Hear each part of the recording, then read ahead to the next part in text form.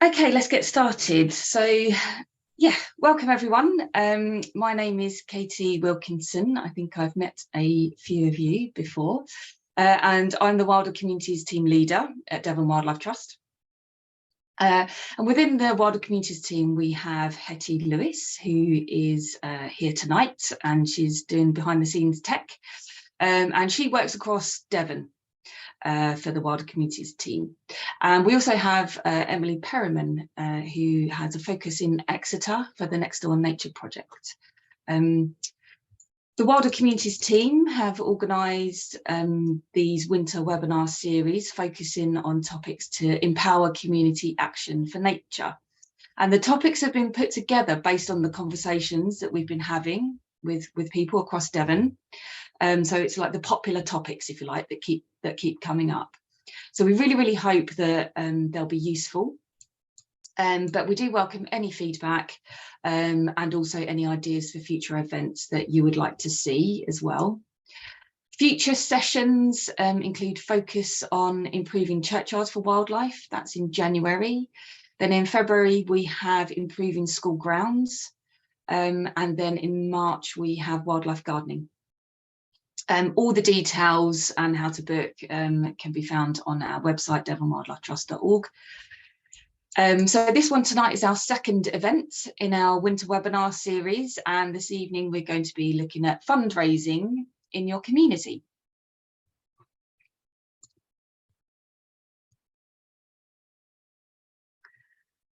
But before we get into that, I just wanted to have a very quick introduction to the Wilder Communities team. I know some of you may have already met us, but just to say that the Wilder Communities team has been set up to support community-led action. And what does that mean? So we're basically here to support and empower people like yourselves to take action for nature where you live, where you learn, or where you work. Basically because you know your communities the best, you know the area where you live, learn or work the best, so you're in the best position to kind of identify opportunities where you could do things for nature and wildlife, and we're here to support that. So if you're thinking of, say, running a big event like a wildlife festival, or if you are thinking about sowing wildflowers in your local park, or doing a BioBlitz and anything else in between, we're basically here to support you with that. And this webinar series is one way that the Wilder Communities team is hopefully supporting you and giving you information and help. So other ways or other things that we can offer you are resources. We also can arrange online meetings with you or face-to-face meetings with you to discuss your ideas and see how we can support you. And hopefully next year in 23, we're hoping to do a bit more around training and putting on some training sessions for you.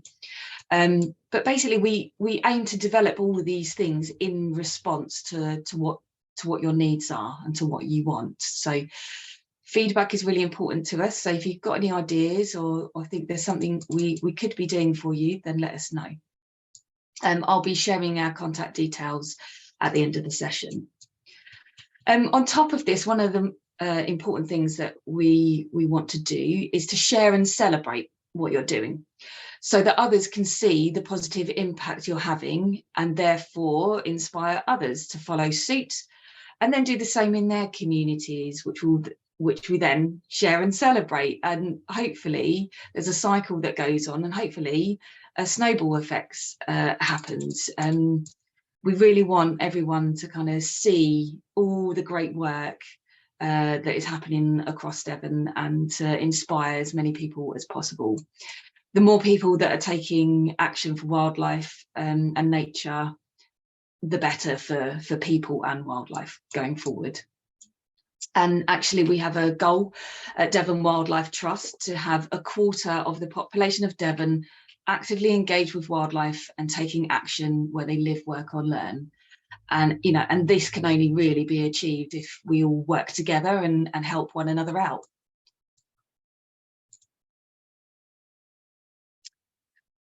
So why take action? I've just put on 3 reasons. So why taking action for nature is good for you. One is, it's great for you. It's great for your physical and mental well-being. It obviously helps nature and wildlife thrive where you live, and so creates a better environment in which you live. And when you come together with your community, you can make friends and have fun, and also, other things like, learning new skills or sharing your own skills with people. And whatever project you choose to do in your community, there will always be an element of resources needed, whether that's time, volunteering your time, or getting other people to volunteer their time, or lending your expertise and skills, or again asking other people to lend their expertise and skills. Or it can be physical, tangible things like tools or equipment that you might need to run your project.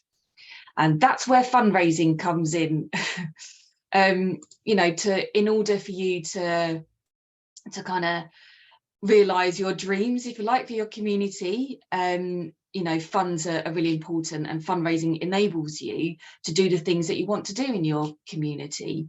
And tonight we have Amanda Strowger, our grants and major giving manager at Devon Wildlife Trust.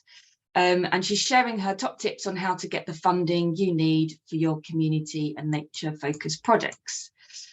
Amanda's got a wealth of experience of fundraising in the charity sector, and she joined DWT after many years with the Deaf Academy and has worked as an independent fundraising consultant as well. And she's raised millions of pounds for charities and community projects. So she knows a thing or two about getting funds and getting the money that you need for your projects.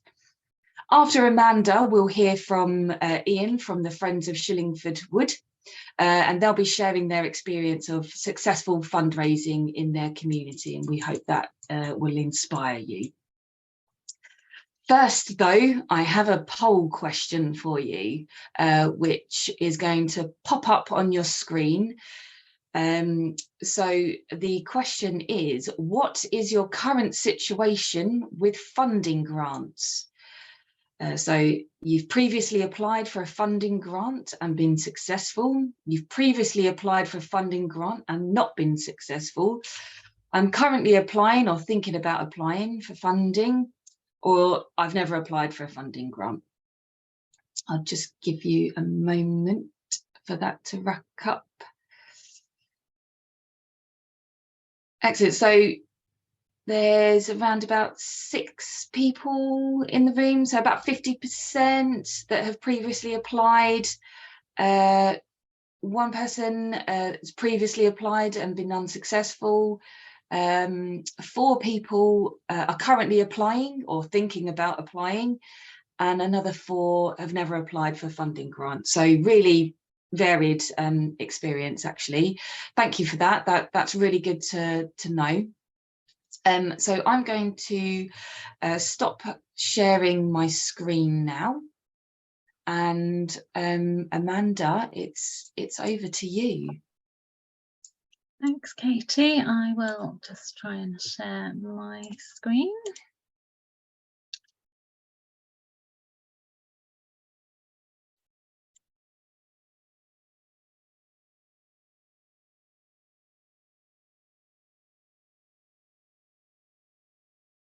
There, so I hope everyone can see that okay.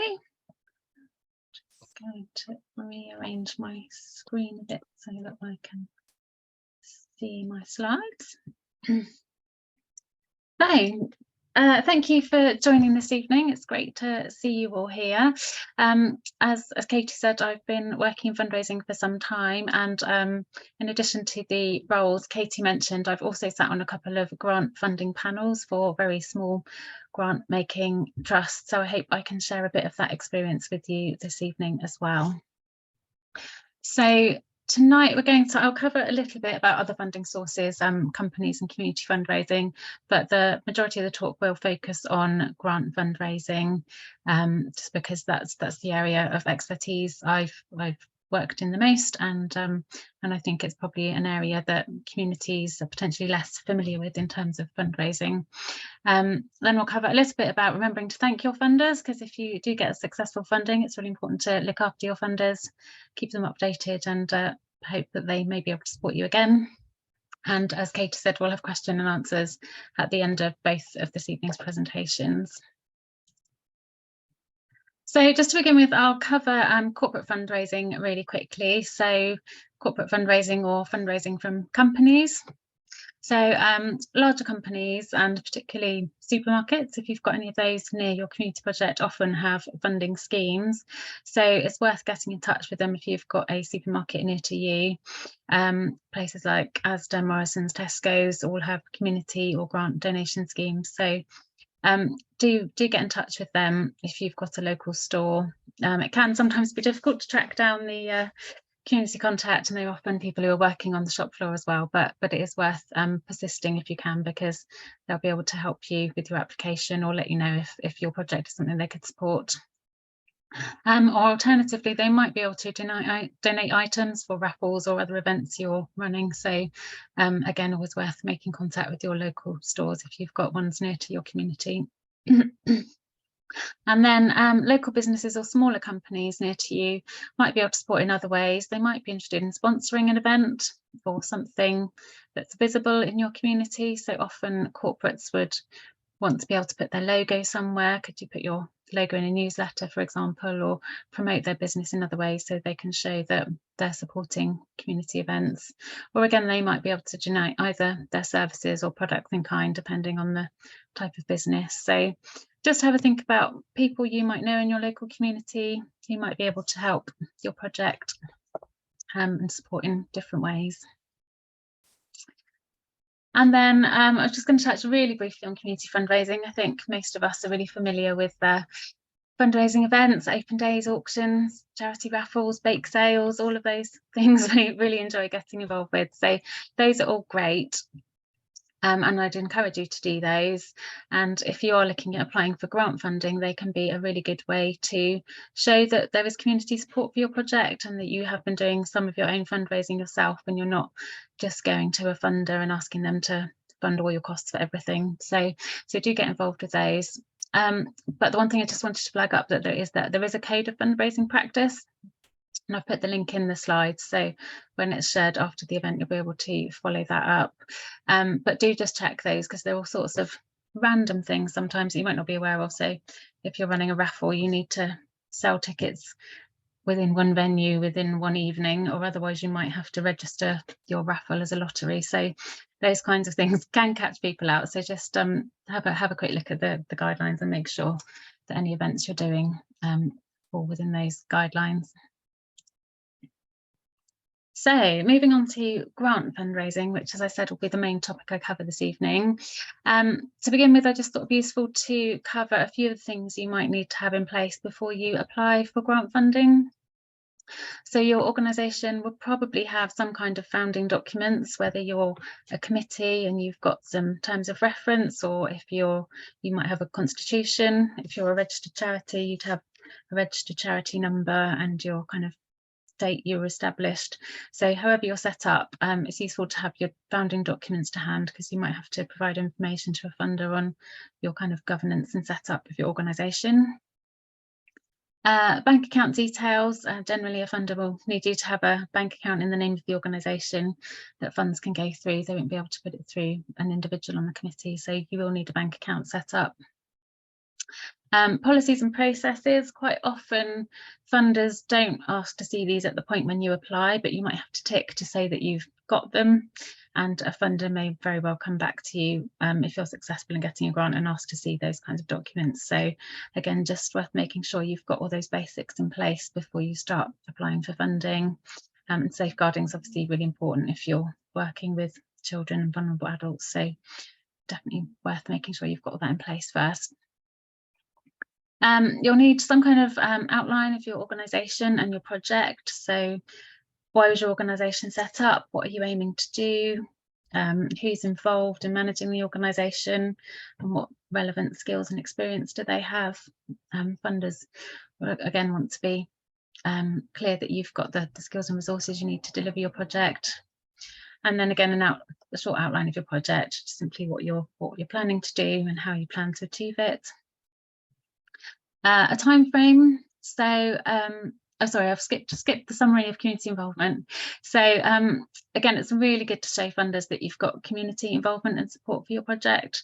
So if you've got numbers of people who volunteer with you regularly, or number of people who've come to your events, then do have those kinds of figures to hand, because it's great to show funders the support you've got within the local community. A time frame for your budget. It doesn't have to be super specific, but you probably want a rough idea of when you're planning to start your project and how long you think it will take to deliver your project.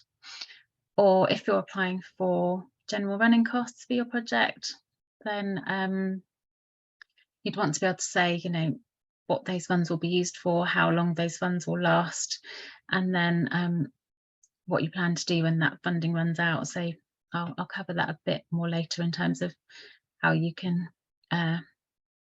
show a funder that you've got plans in place for beyond the funding of the project. And you'll need a budget as well. So you'll need an idea of how much, if it's a project, how much a project will cost, and how much funding you've got in place already. As I mentioned before, funders do like to see that you have a bit of funding in place already if possible. So anything you can raise towards your project before putting in a grant application is great. Although not always. If it's a smaller grant and it's a kind of setup grant, then you don't always need to have other match funding, but it's worth being aware of. So, sorry, move on to the next slide. And again, I just thought it'd be useful to cover quickly ways you could find funding to apply for. So, first of all, look out for your Wilder Communities newsletters. Going to hand across to Hetty to launch our second poll of the evening. Hetty would like to know if anybody has looked at the Wilder Communities webpage, where there are lists of funding opportunities on there. There we go. You should all be able to see that now. So if you could complete that. So have you visited Devon Wildlife Trust's webpage that provides information on external community funding grants? So yes, I've looked and applied for a grant I found through the webpage. Yes, I have looked and plan to apply. Yes, I have looked for research and interest only. No, I was aware of the webpage but haven't looked yet. Or no, I was not aware of the webpage. Just give you a moment to fill that in. So it looks like most people either weren't aware of the webpage or haven't looked yet, but a few people have looked, which is good to see. Great. Thank you, Hetty. So do look at that page if you haven't already, because there are already some grant funding opportunities on that website that might be useful for your project. A few other ideas: speak to other groups who are running similar projects to yours. So if you know of people in neighbouring communities who are doing similar projects, it's really worth speaking to them, finding out how they've funded their project. And you'll hear a bit later from Ian about how they funded their project. So hopefully that will be helpful to you as well. There are quite a few funding bulletins available. And again, I've listed some of those here and linked to them. So when this is shared after the presentation, you'll be able to look at those. Devon Community Foundation, Devon County Council have free funding bulletins, and the GRIN website, I think that stands for Grants and Resources Information Network. They're a Devon-based organisation, really lovely people who run it, and it only costs £15 a year to sign up, which I think even for small community organisations is quite affordable for most groups. And they send out a funding bulletin every day during the week, which has 2 or 3 grant opportunities on it every day, which is amazing. So obviously not all of those will be relevant to you, but they provide a really good summary at the top of each bulletin, so you can quickly have a look and see if anything on that one might be of interest. Although again, our team at Devon Wildlife Trust regularly check those, so we would forward any of interest onto Katie and her team to go in the newsletters. So hopefully you'll be getting some of that already, but if you're really keen to find funding sources, you might want to sign up yourself. Your local council for voluntary service might have a funding bulletin as well, so if you've got a council voluntary service in your area, it's worth getting in touch with them and seeing if you could be on their newsletter list if you're not already. Your local councillors are also a really good starting point. They often have pots of funding available for community projects. Again, they're usually quite small grants, but they can again be really helpful for just showing community support and council support for your projects. So when you apply for a grant, if you can show you've got support of your local councillor, that can be really helpful. And then the final one here on the Charity Commission website, this is really an advanced search, so I wouldn't recommend most of you go down this route and start interrogating the Charity Commission website, but if any of you are particularly keen to seek out niche funding opportunities, you can go to the Charity Commission website and do an advanced search, and that will allow you to search by charities that give grants to other organisations. So make sure you tick that box, because otherwise you'll get hundreds and hundreds of responses come up when you do a search. But you can also filter that by area as well, so you'll be able to search by Devon and organisations that give grants. So that will still give you a very long list. So as I said, only if you're really keen would I go down this route, but you should be able to quite quickly look through those and scratch off any that aren't suitable, but you might find a few funders through that route if you're very keen.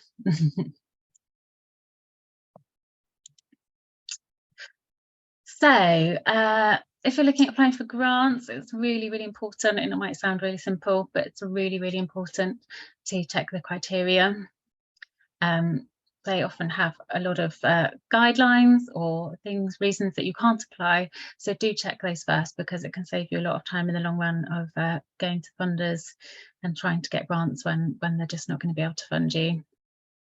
So things to look out for, you know, what type of organisation are you? Will they fund a constituted community group, or do you need to be a registered charity? Will they fund a community interest company? Do you have to have a certain level of turnover before they fund you, or is your turnover too high to be eligible for a grant? All those kinds of things can be worth looking at.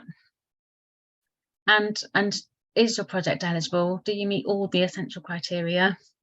And again, I wouldn't try and bend the guidelines when you're looking at a funding application, because funders will be getting lots and lots and lots of applications, and they will need to filter through those. So if your project doesn't meet the criteria, they'll just take it off their list. So it's really worth your time to do a bit of homework first. And then other eligibility things that might come up are the geography. So are you in an area that they'll fund? Are the types of beneficiaries, you're working with, the types of beneficiaries they want to fund, and do you meet the outcomes they're looking to fund? So do a bit of research first, and then do a little bit more research. Dig a little bit deeper is what I would generally recommend. If available, I would always look at what projects a grant funder has funded previously. Have a look and see if they funded projects that are similar to yours. See what size of grants they normally give. So I've just included a little image here on this slide of Devon Community Foundation. So on their website, they have a section called Stories, and on there they list charities they're working with and who've received funding. Some might have a news web page where they list projects that have been funded, or they might post on social media. If they don't have a website, it's also again worth going back to the Charity Commission register and looking up their annual accounts, because quite often grant funding bodies will provide a list of people they've given grants to in their annual accounts. And again, you can look and see who they've funded, potentially what type of project, although they often just list an organisation, and you can see what size of grant they normally give. So it just gives you a real flavour of what might be achievable for your project and where you might fit in that. So yes, just see, and again, think if they tend to fund 1 or 2 projects a year, then how likely is it that your application will be successful? Whereas if they fund lots of projects and they've already funded lots of projects in Devon, for example, then you're probably going to have a higher chance of success. So focus your resources on the ones that look most promising for your project. And again, if there's a contact number or email address for further information, do get in touch. It's always really worth contacting a funder in advance of applying if they allow you to do so. Some funders don't, but if you can, it's a really good idea to do that. But I would say if you are going to contact a charity, don't ask them questions to answers that are readily available on their website. So if they've published criteria and information on their website or through other guidance, don't ask them to repeat those answers. You need to kind of show that you've done your homework, but then think of a couple of other questions that are relevant to your project that you can ask them specifically about.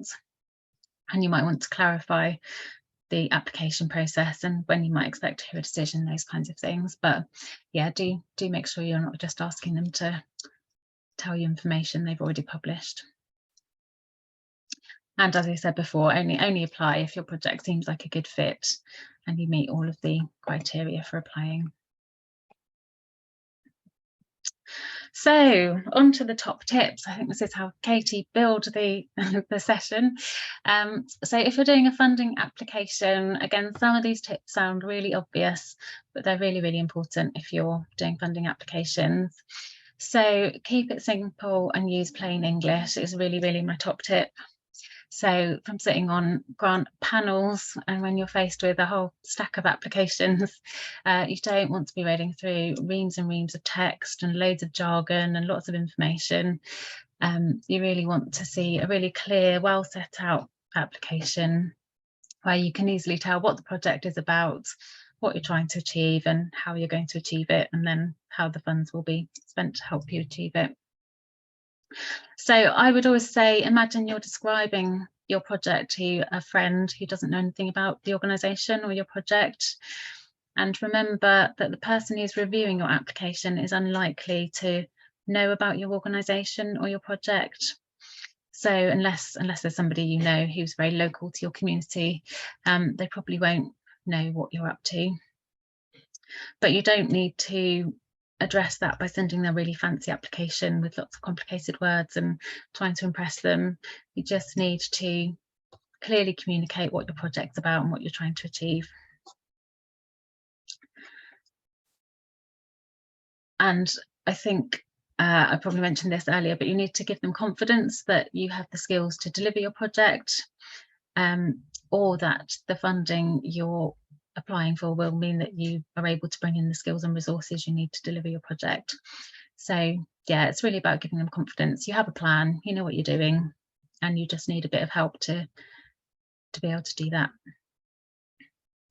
So top tip 2 is to make sure you answer the questions. Again, it sounds a bit obvious and it always takes me back to days of exams at school where all your teachers say, answer the question, but it's really so true of a funding application.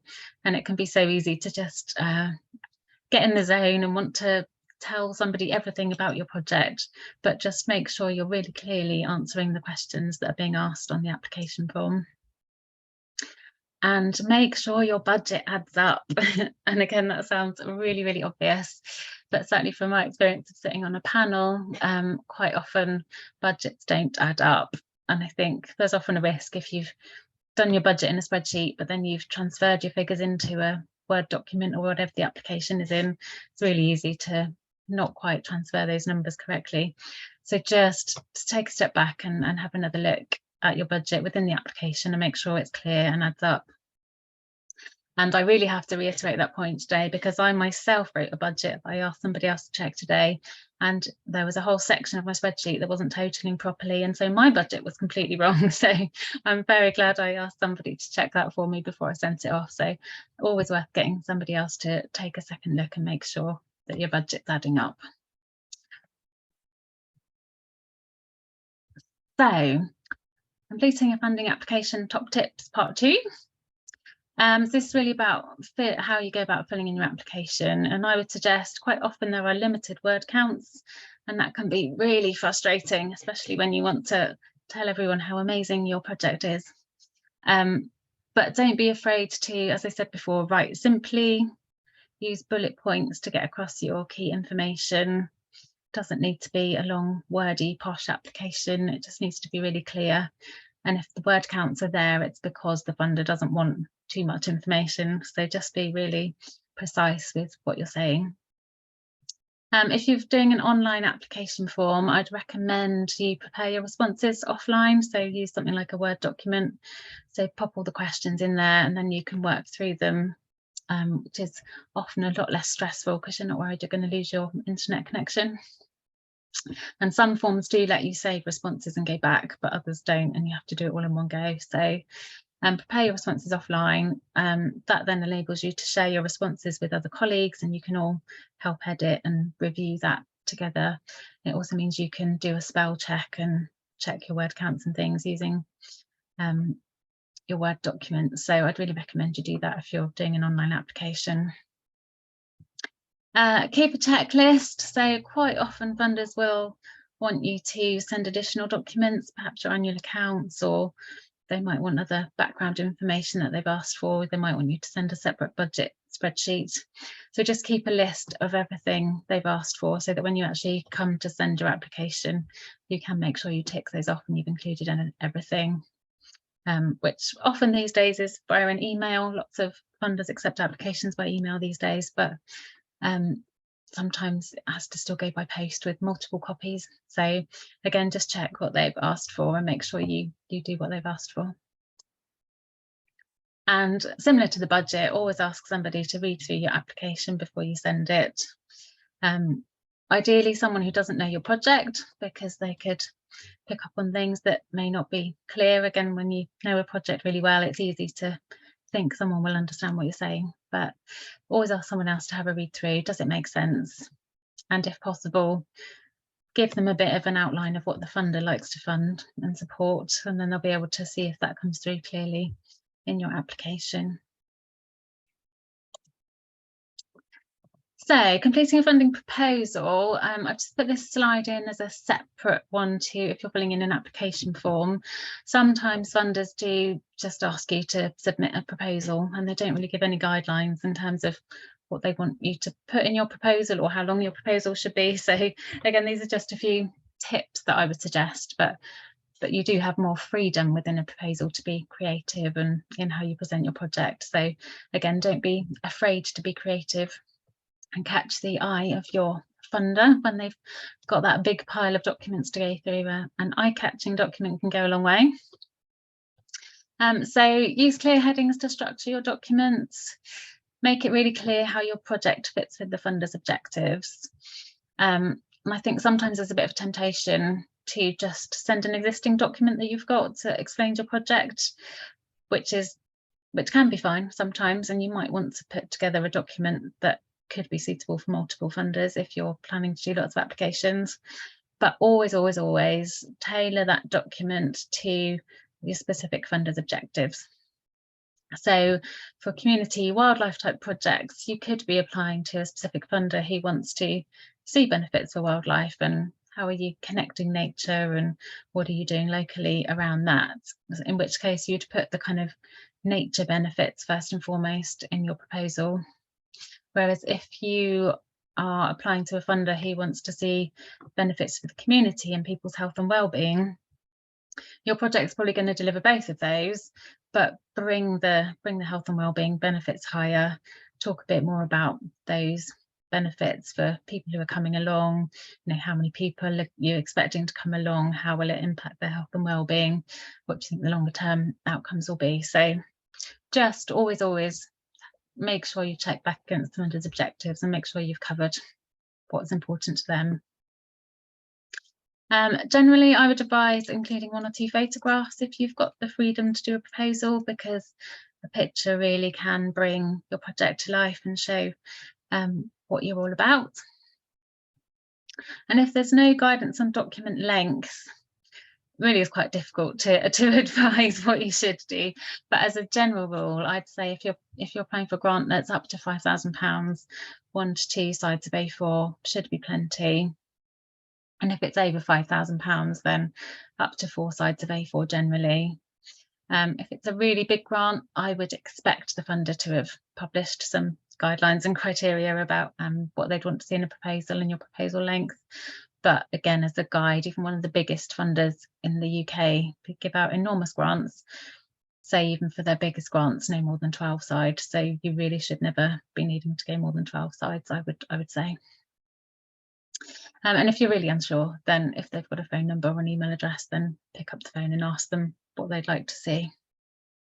And you might again want to include a covering letter or email if it's appropriate, depending on how you're putting in the application. And again, I've just left this slide in. I won't talk through this in too much detail, but I'll leave this slide in so that you can come back to it and look at it. I've just put in an example structure of how you might want to lay out a proposal if you were to be doing a proposal where there's no specific application questions. And I will cover the outputs and activities and outcomes in a bit more detail on the next slide.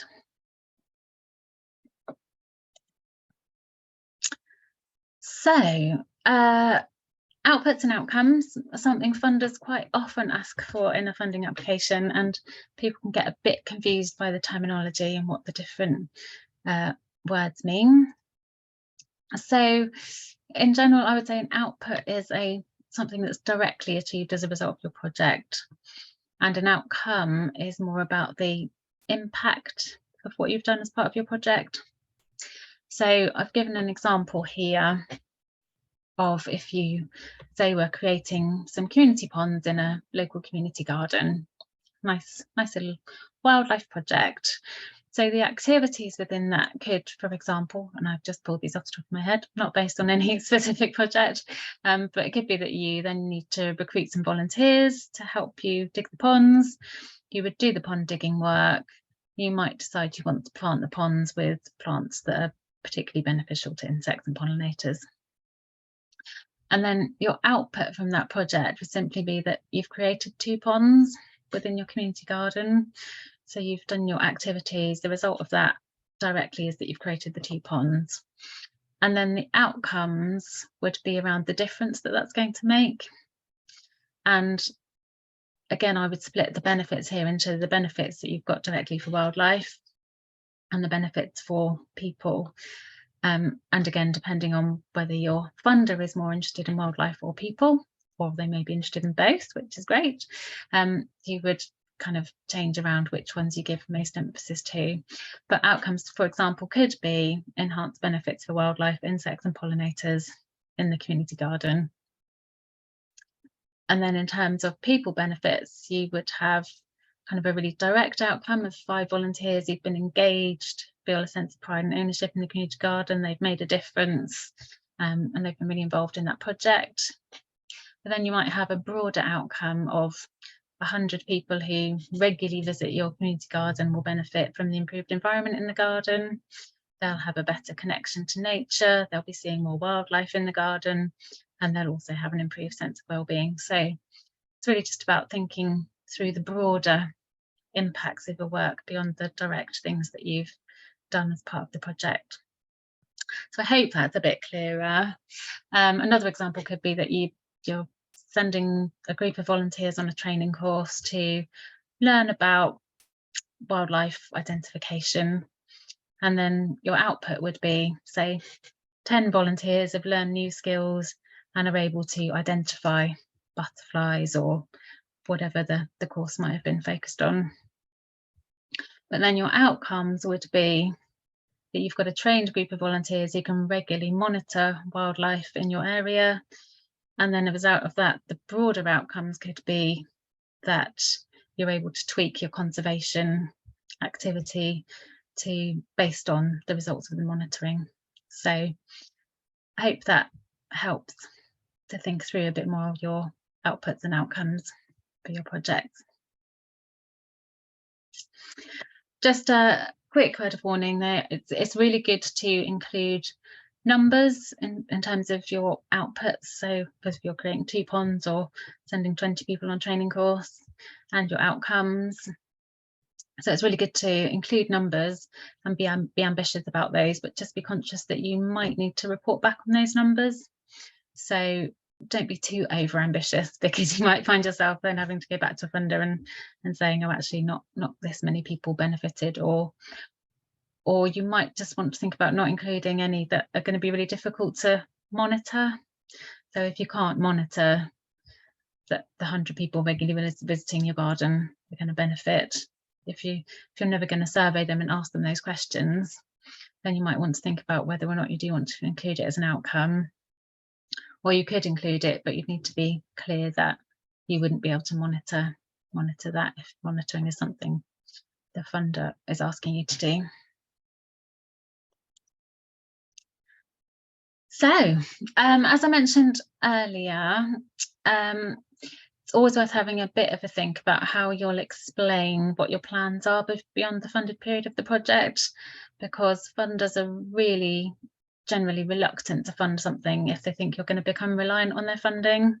Funding is usually time limited, and a funder will be keen to understand what plans you've got to continue beyond the funded period. So just as a couple of examples, recruiting and training volunteers who can carry on doing work after the grant is a really good way to show a kind of legacy of the grant. Even if that's only part of a bigger project, if you've then got some kind of legacy with a group of trained volunteers that are going to carry on doing work, then that's really good. Or, you know, is your project one that could generate income in the future? Maybe you need a grant to get you to that point, a bit of initial investment to help you start being in a position to generate income that could then reduce your need for funding in the future.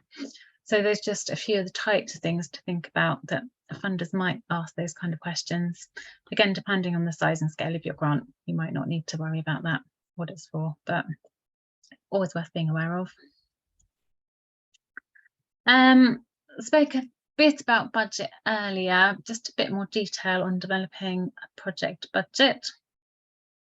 So it's good to think about all the costs your project might incur, and funders will often split how they view costs into revenue costs and capital costs.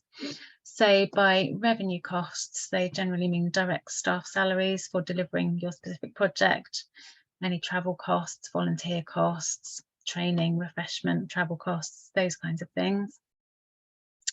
By capital, I've called it equipment cost here, but often called capital by funders. They're talking about laptops, mobile phones, could be gardening equipment. If you've got a big project, could be a tractor, I don't know. So just really think through all of the different costs you might incur as part of your project and make sure they're included in your budget. And full cost recovery is something some funders will consider, but not all. So again, it's just worth checking. But if they will, full cost recovery refers to your proportion of management costs and organisational running costs that will go towards your project.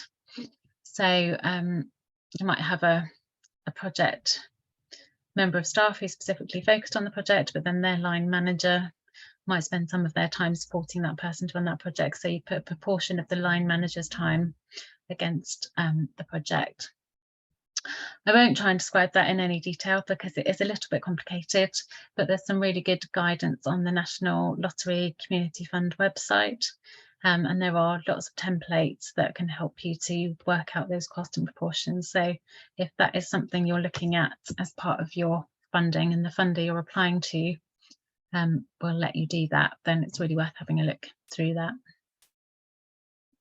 And also just worth bearing in mind that depending on the funder and what size of grant you're going for, you might need to get quotes for equipment or quotes for any contracted work. So, and sometimes you need to do that in advance of applying. Sometimes you can do it after you've applied, but worth being aware that you're likely to have to evidence that. So match funding. Again, some funders require match funding, others don't require match funding. It all depends on the size of your grant. And I think as a general rule, no two funders are really the same. So every time you have to check the criteria and the guidance and see what they will fund and what they won't fund. But if a funder does require match funding, you'll either need to have this in place before you apply, or you will need to show that you've got a credible plan for how you're going to secure your match funding towards the project. Match funding is generally broken down into cash contributions, which could be money from your organisation's reserves, could be donations from other people, or community fundraising, or it could be other grants. So they will be direct cash inputs towards your project. Non-cash contributions can include anything like room hire or equipment that you are being given free of charge towards your project. And some funders will be quite happy for you to show those as part of your match funding. And a key one really is volunteer time. And I think for your community projects, you'll probably be able to show quite a lot of volunteer support and volunteer time for your projects.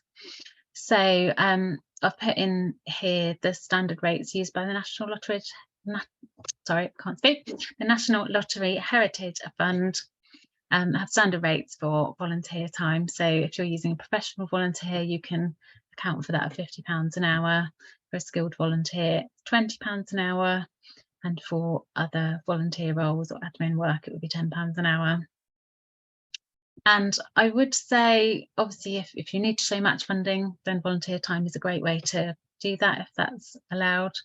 But also, even if you don't need match funding, I think it's a really good idea to include that in your budget if you have got volunteer time, because it's another really great way to show community support for your project.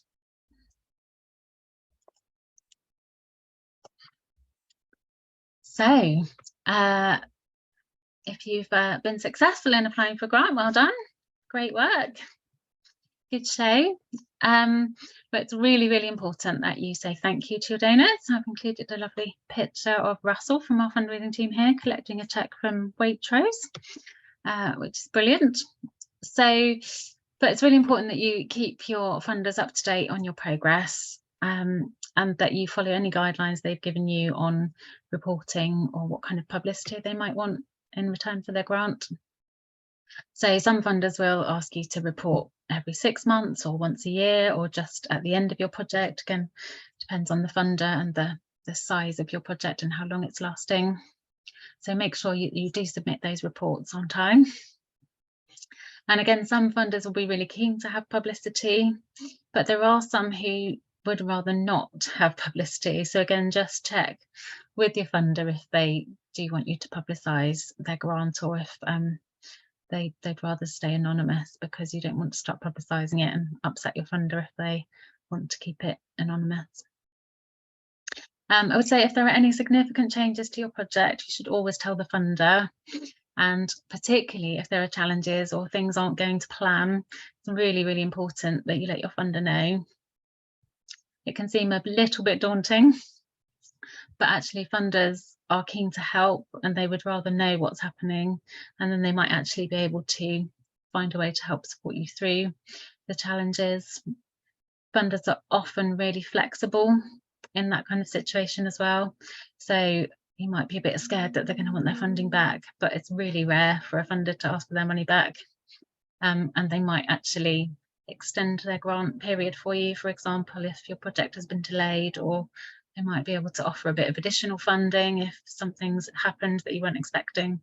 So please, please, please always talk to your funder and make sure you tell them what's going on. Check how your funder wants to keep in touch with you and how often. So again, you might have specific reporting procedures or things they've requested, but do they want to be kept in touch in other ways? Or even beyond your funded grant period, are they still happy to receive a newsletter from you, for example? So it could be a really good way to keep in touch once the formality of the grant period is finished. So good stewardship is really, really important, as you would expect, and it could open the door to further funding in the future. And another thing I would say is that quite often funders talk to each other, so they might share their experiences of supporting your organisation. So if you've been really good at reporting on time, sending in information that they've requested, then they'll have a really positive view of you, and they might share that with other funders. and they often might find out about other funding opportunities come up, and they might be able to point you in the direction of some other funding. So always keep your funders on side. So I think this is my final slide for this evening. So I hope some of that has been interesting to you. I just wanted to remind you to keep an eye out for the Wilder Communities newsletters and the funding opportunities shared in those. And also just highlight that we might be able to provide you with a supporting letter for your project. So if that's of interest, do get in touch with the Wilder Communities team, and they'll try and support that if they can. So thank you for listening. And as Katie mentioned at the start, we'll take questions after Ian's presentation has finished. Thank you. Thanks, Amanda. That was really great, actually. Good reminder for me. And yeah, definitely outputs and outcomes, always a confusing one. So yeah, that was really, really useful, actually, to get clarification on that. So yeah, loads of great tips in there, Amanda. Thank you so much. Ian, we're going to go to Ian now, who is part of Friends of Shillingford Woods. And basically, he's going to share his experience of the community coming together to buy a woodland in their community. I'm going to just share my screen.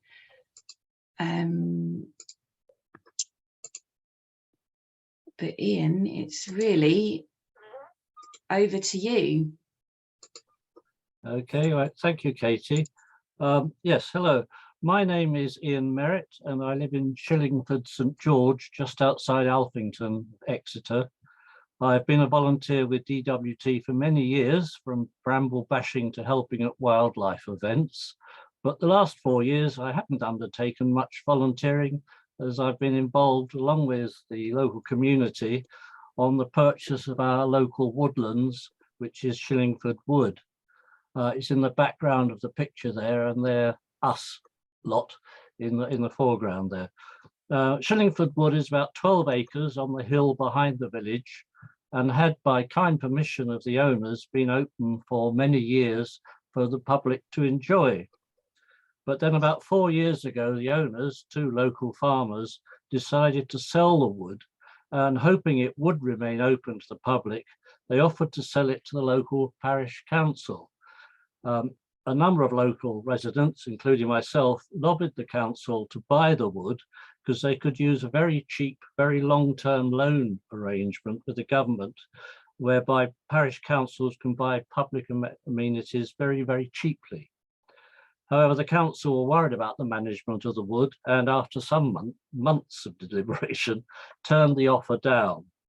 The lobby group considered setting up a project group to raise the money to buy the wood, so it would remain open to the public and could be managed in a wildlife-friendly way. An approach to the vendors fortunately met with a very sympathetic, supportive comments. There was a keen private buyer for the woods, who we also went and saw and discussed with him, and he kindly agreed to stand aside and give us the chance to buy the community to buy the wood, which was great. The cost of the woodland was £65,000, and we added another £5,000 onto that to cover possible expenses. So we needed at least £70,000. We decided, I don't know why, but we decided to go ahead and try and do it. I think at this point it's worth considering the composition of the project group itself. Perhaps other people are members of an established group and you know each other well and how you work together, but perhaps you're a group like we were. We ended up with 9 members of the local community. We were unelected, but somehow just evolved. I knew one of the other 9. I knew 3 slightly, and I'd never met 4 of them. And we're all in much the same position. And none of us had any experience of fundraising or managing woodland. For such a group to set about our task would take a lot of patience and mutual understanding. And I think at this stage, it's worth looking at the theory you might have heard of called forming, storming, norming, performing. This suggests that a new group goes through these 4 stages. In fact, it needs to go through these 4 stages in order to succeed. I was chair, I'm chair now, I was chair at the time, and I got very disappointed for a time because meetings seemed to go on forever and never actually achieve anything. And I really felt perhaps it was my fault. But if you go through this forming, storming, norming, performing theory, in fact, it's quite natural for a group to have a sort of awkward birth in a way. And if you get through it, you'll end up with a good group. So anyway, so back to the funding, but not quite. First of all, we had to become some form of legal group. Obviously, if you're the Devon Wildlife Trust, you don't worry about this. You exist, you've been there for years and everyone knows you. We, like a new group, had no status whatsoever. So we had to become some sort of legal entity, I think is the term, and have legal status, and also decide whether or not we should become a registered charity. Being a registered charity would give us credibility and allow us to claim gift aid, of course. All sorts of societies, limited liabilities, companies, all sorts of legal status you can go for. But we took advice from the Teignbridge Volunteer Bureau and ended up applying to become a CIO, if I can say this, a charitable incorporated organization. This is ideal for a small project that doesn't actually really trade. The application to become a CIO can be made in conjunction with the application to become a registered charity, which is sort of quite convenient. And we went ahead. It's worth mentioning here that plenty of people told us, and I'm sure would tell you, that applications to the Charity Commission, National Lottery, etc., take ages, need special knowledge. These people aren't interested in little projects in Devon, etc. In fact, this has always proved to be quite wrong. And in this case, with the Charity Commission, we applied to be a registered charity. We are appointed an officer to help us through the process. And yes, it took a while, but we became a CIO. And understandably, the Charity Commission has to be very careful that the due process is followed. Our project team now became a board of trustees, and we had now met often enough to know each other, our strengths and particular interests, and we could delegate particular tasks to particular trustees now. We're now at last in a position actually to start fundraising, so we opened a bank account. There are, as you've seen already this evening, there are umpteen sources of funds: private donations, councils, lotteries, landfill tax, selling goods such as calendars, running events such as a garden party. And all I can say is you want to try them all. Also many forms of publicity, and you'll need lots of publicity to get the community behind you. Facebook, local newsletters, local press, internet, leaflets, posters, local TV. I'm sure you're going to add to that. And again, it's a question of trying them all. And we came to the conclusion when you try things, we tried to be as professional as we could. We thought we're asking people to give us money, perhaps a lot of money, and they'd have to see us as a really serious go-ahead group. Being sort of enthusiastic amateurs doesn't count count much these days. And we even ended up with a logo and a corporate sweatshirt, so how's that? Once we started fundraising, I think I'd have to say our progress was one of sort of delightful surprise, really. We had some amazing private donations, one up to £10,000. A local resident offered to produce a calendar for us, which I'll show you a sample right in a moment, using images of the wood taken by local people. It sold 280 copies. After we only started, we thought, will we manage to sell 50? We sold 280, and we made well over £1,000 profit. A local resident produced a wonderful video for us that we put on the internet, and that really made us look good.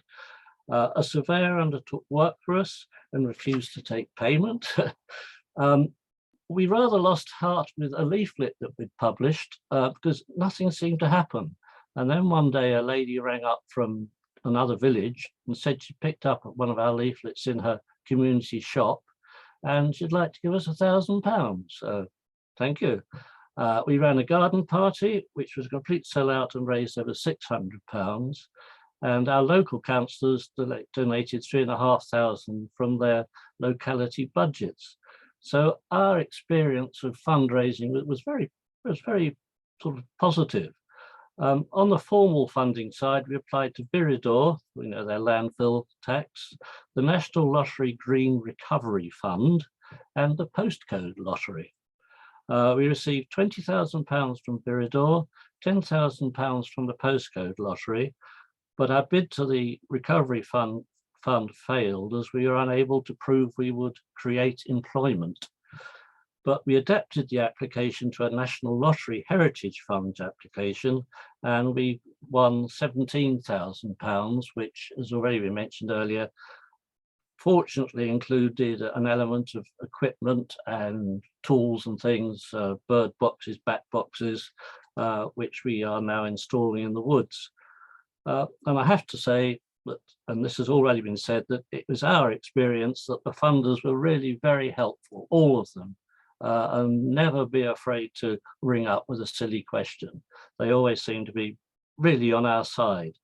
And I say, don't believe people who tell you, oh, it won't work. No, people don't do this sort of thing.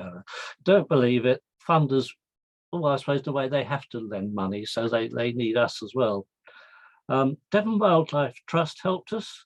For example, they wrote for us a professional view of our wood, and it turned out to be absolute gold. It was beautifully done, and we sent to all the funders, and we used it time and time again. It also always seemed to work. So overall, we had become a registered charity on the 23rd of November 2020, and on the 23rd of September 2021, we felt confident enough in the money we'd raised to instruct our solicitors to start the purchase process. And we took possession of the wood in February 2022. Since then, we have held 3 wildlife events in the wood, a dawn chorus, a moth hunt, and a bat walk. We've held 2 volunteer work days and have an application with the Forestry Commission for £1,000 so we can get a professional woodland management plan written for us. We held another sell-out garden party this year. It's actually becoming part of the local social year, I think, and we are planning activities for next year. I think that's most of what I have. Okay, oh yes, and also I think it's worth mentioning that we had a really very pleasant, although we are up the wood, we had a very pleasant surprise. We thought we'd hold a thank you party in the village hall, and we offered, it was free, cream teas, and we were absolutely astounded. The place was packed. The sort of enthusiasm that people have for wildlife is quite amazing. And if you really can harness that, people will back you with a bit of money, just support, just being sort of buying a calendar, whatever it is. So it's been altogether a really positive experience, all this fundraising. And so here we are now. I think the tips I would give, I suppose, in a way, is I think you want to keep sort of a high profile of your project. People, you launch it, people talk about it, but you've got to keep on with newsletters or whatever to make sure people know you are progressing and you are doing what you said you would do. And if they give you any money, it will be used. Another point, it may vary, but we found it was important to keep the vendors on our side. I mean, they were very kind. They said they'd wait for their money. They didn't say how long, but they said they'd wait. So it seemed quite right that we just kept in touch with them, told them what we were doing, and I think that probably paid off in the end. We've now got a very good fundraising didn't stop once we bought the wood. In fact, we've gone on, and we now have quite a nice little financial reserve. And actually, we are ready, should any land come up for sale around us, we feel quite confident we will raise the money to buy it to expand the wood. We have produced our next year's calendar. Here we are, a mere £10, all proceeds to Shillingford Wood. I just say we now currently hold quarterly trustees meetings. We're lucky there's a trustee who has a Swedish wooden hut in his back garden where we can sit and toast marshmallows and drink wine during the meetings, which are always very well attended, as you can imagine. And the project's actually been enjoyable and very positive, and for the community, I think it's been absolutely great. So that's if anyone's thinking of trying to raise money, please do so. It's quite an enjoyable thing to do.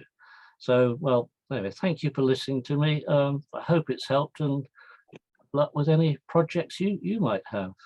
Thanks so much, Ian. That was really inspiring. And it just goes to show that, when a group of people come together and, just want to do one thing together, by the woodland, it's amazing what you can do as a group together, So yeah, really, really great stuff. I feel inspired. Thank you so much, Ian. We're going to have, just very quickly before the questions, and I hope you've been putting questions in the chat, we're just going to have a very quick poll. I'll just put that up now. There we go. So after, our two speakers tonight, we just wanted to know, do you now feel, more inspired, more able or confident to apply for a funding grant? Please be honest. I'll just allow that for a moment to come through.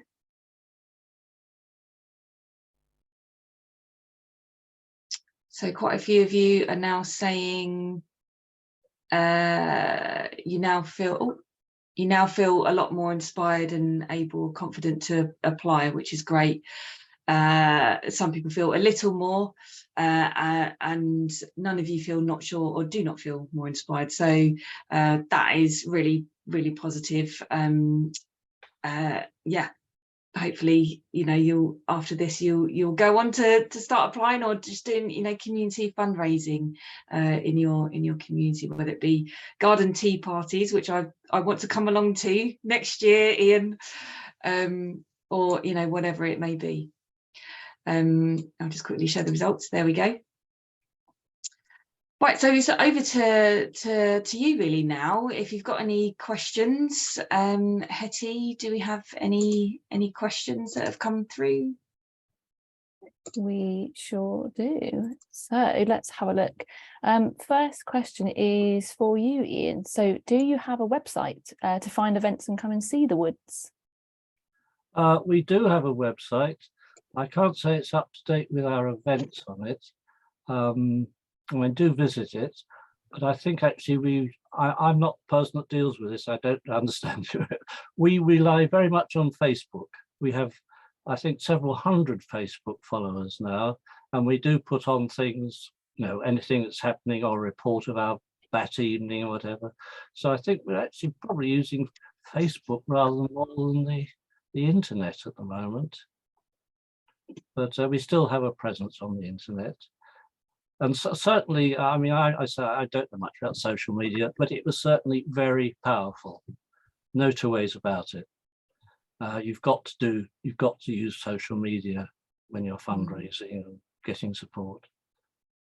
Yeah, and certainly I concur, that all the communities that we talk to or groups, it's the way they communicate is through Facebook. It's a really good way to reach lots of people, isn't it, Ian? So yeah, that's a good one. Great tip, thank you. Next question for Amanda. So is there a knack to applying for staff fees? I recently received funding for a project which admin and coordination was by far the biggest need, but I could only apply for staff fees as a small percentage of the overall grant. Because other costs weren't particularly high and the grant was fairly modest, this meant we could only cover a small number of staff hours, much less than is actually needed. So do you have any advice for that, Amanda? Yeah, I think that's sadly a very common challenge, and it is challenging even for Devon Wildlife Trust to cover the staff costs of a project. So I think, I mean, it does depend on the funder. Some funders are more willing to fund staff costs than others. So yeah, I would go out and see if you can just keep building relationships with anyone who is funding your project and see if they might be open to funding staff costs. But also, you know, the other kind of fundraising activities are really valuable in that sense, because if you are able to raise money from community fundraising sources or individual donations that are unrestricted, then those can be really useful to help you cover your staff costs. So yeah, I'm afraid there's no magic answer in that case, but just keep looking for funding opportunities, and wherever you can try and get unrestricted funding in to help cover your staff costs. Great, thank you.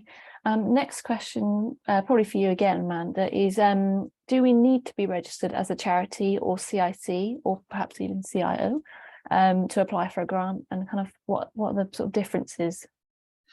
Sure. Okay, so again, it really varies by funder. So I think it probably depends a bit on the scale of funding you're looking to raise. I think there are some funders who will support small community groups and community activities without you needing to be a registered charity. You probably would still need to set up some kind of constitution though, and a bank account in your organisation's name. I think there are definitely some advantages to being a registered charity. As Ian said, it does give your organisation credibility. It means you're able to claim gift aid on your donations, and it does open up certainly more grant opportunities, because quite a few funders would only support if you're a registered charity. But it does come with the additional admin of having to set up your charity in the first place, set up your trustee board, and holding your trustee meetings and doing your annual reporting to the Charity Commission. And just very briefly on a CIC, I think that's a community interest company.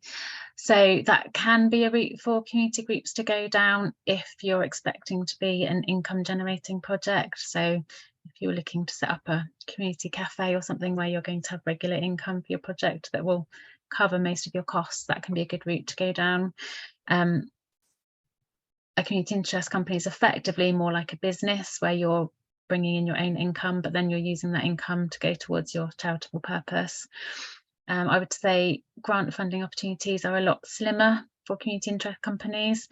Some funders are now increasingly open to considering that, and certainly some of the more large-scale funders like the lottery would consider a community interest company, but a lot of other grant funders wouldn't give grant support. So it really depends on your size of your organisation and what you're aiming to achieve.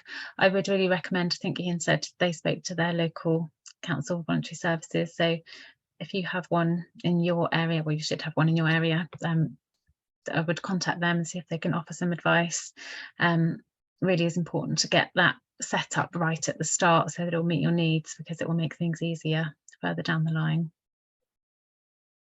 Advice. There's a couple of questions here for you, Ian, quite similar ones. So to kind of pull them into one question, I guess, how did you manage to get so many people in your community involved? And then there's sort of another part to the question, which is just about what methods you use to, I suppose, reach out and engage your community. Obviously, you had such great success. I think we did everything we could. We have a very good local sort of parish newsletter. We started with that. We used Facebook very much. I mean, we always laugh about it, but we used the dog lobby. Dog walkers are great people, and I'm one, I will say.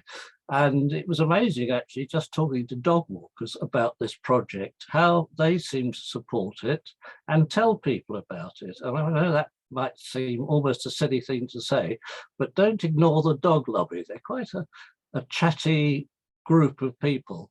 And we had events as well. I mean, you've got to involve the community. So we had a garden party. We held a couple of meetings, which surprisingly people turned up at. I think and Facebook, which I mentioned, there's no one thing with communication. I think there are so many means of communication now. You've just got to go for all of them. And I suppose these things gain a certain amount of momentum of their own. We got the campaign going. It became sort of, I think, so well known in a way in the area that it more or less kept itself going. People are actually asking us how it was going and how could they help. So I think that's all I can say. You sort of press every button when it comes to publicity. Great. Next question, perhaps back to you, Amanda. If costs changed for equipment or anything else, perhaps some equipment that you had donated, maybe there were some requests for funds in the grants, but maybe you had some donated. The question is around, are funders generally happy if you reallocate funding to something else within the project? Yes, I would say so. I'd say again, it's just really key that you speak to the funder and ask them first. So yeah, I wouldn't reallocate things within the budget and then tell them afterwards when you're reporting back. I would pick up the phone to them, just let them know what's happened. They'll be delighted that your project's getting other support. And as I said, in my experience, it's sort of very rare for a funder to ever ask for the funds back. So as long as you're reallocating it within, you know, some other area that kind of fits within their guidelines as much as possible, I'd say they're normally really flexible. You know, they want to help and support, and they've already committed that funding. So yeah, usually just have that conversation with them, and normally they'd be happy. Great. Let's see, I think we've got a couple more questions to go. One for you, Katie, actually. Are the Wilder Communities team able to offer advice and support during a funding application? So I know Amanda's mentioned that we can offer letters of support, but I guess with the actual application process itself, what do you think about that? I don't see why not. I mean, you know, we're happy to look over applications, you know, before they're sent off, because I just think, you know, any help, and like Amanda said, you know, to get another eye, you know, pair of eyes on it, can really help. So yeah, before the application, during, after, you know, we're here for it all. So yeah, happy to look at applications. Yeah. Brilliant. And then last question of the evening, back to you, Amanda. Do you have any recommendations or kind of examples for funders that people can start having a look at in Devon that might be relevant? Well, I think the first place to look would be the Wilder Communities page of funding opportunities, if you haven't looked at that already. And then once the slides and recording of this gets shared, I would go back and look at the list of funding bulletins that you could perhaps sign up to, so that you're getting information first on funding opportunities. But yeah, I think we do try and capture those that we think are going to be most relevant to community groups like yours, and put them on the Wilder Communities page. So our team are always looking for funding opportunities for Devon Wildlife Trust, but whenever we see anything we think might be suitable for the community groups, we do flag that to Katie and Hetty. So yeah, that's your first port of call really in terms of grants. Fantastic. That's all the questions I can see at the moment. Hope I haven't missed any, but if you do think of anything after the session, you're always welcome to email us, and we're happy to answer those for you. So back to you, Katie. Thank you. And yeah, just to say, we've got the web page with the funding opportunities on there, but it's also worth just signing up to our e-news, because that's a nice reminder to go and have a look at the web page. And we also share stories, community stories, which could include things like, you know, communities getting funding, or just getting inspiration about what communities are doing project wise, where they live. So I do recommend signing up to our e-news. You can find that on the Wilder Communities webpage at devonwildlifetrust.org, on our website. And if, yeah, like Hetty said, if you've got any more questions, or if you've got a funding application you want to send us to have a look at, then you know we're all ears. We're here for you, and yeah, we'll help in any way we can. Thank you so much to Amanda and Ian. I found that really useful, interesting and inspiring. I hope you did too. But yeah, thank you very much. The next webinar will be January, I think it's the 26th. And that will be around burial grounds and churchyards and how you can improve those for wildlife. And that's with David Curry from Exeter Diocese. So that will be a really good one to come along to too. So yeah, thank you everyone, and have a good evening.